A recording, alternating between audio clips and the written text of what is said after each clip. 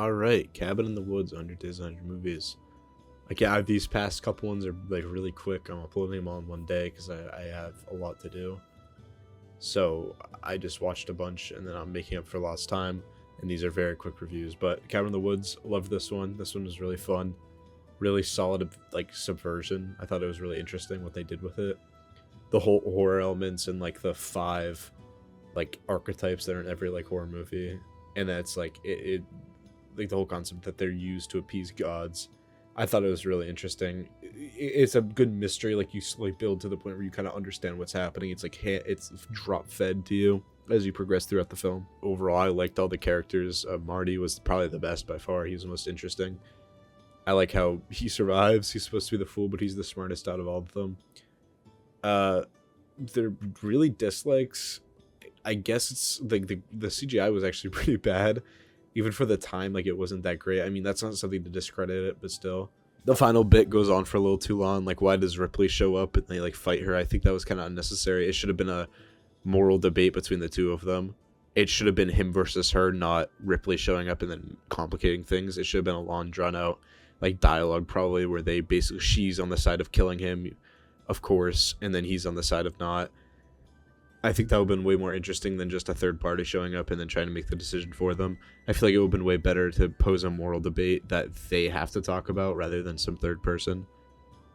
The thematic elements of it, I guess it's like, it's not too heavy. I mean, it's just like sacrificing of the youth and stuff like that. Like, they talk about how like it has to be someone young because they have to suffer because like young people, I guess they're like ignorant to the world and like problems.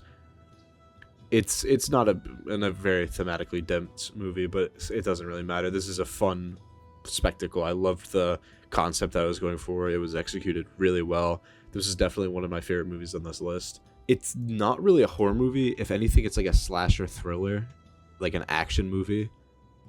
Especially at the end when they're releasing all the horrors. I also like that little touch where it's like each one of them is like an archetype from a different film. Like you even have the Cenobite, like with the orb, it was just straight up a Cenobite.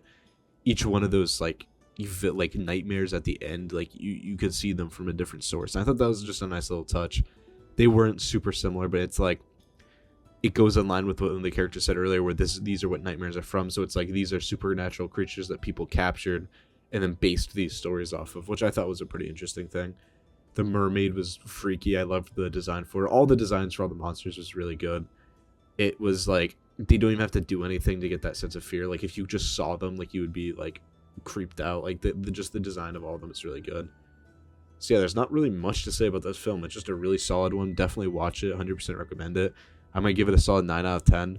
Favorite scene had to be just when they're in the box. Like that's the iconic one where all of them are circling around them when you get to see all the nightmares. I loved that part. That was the most interesting. I mean, that's what I remember, seeing a clip of that, and I wanted to watch the film, so I quickly like looked away from it. But still, I was revealed that like little tidbit, and I was looking forward to that part of the film. So yeah, Cabin in the Woods. Sorry for the quick reviews recently. I want to do, like, again, in like a week, I'm gonna do like an extensive one on Apocalypse Now, and I want to do one on the Thunderbolts and maybe Lilo and Stitch as well, and then just see where it goes from there. So yeah, that's Cabin in the Woods.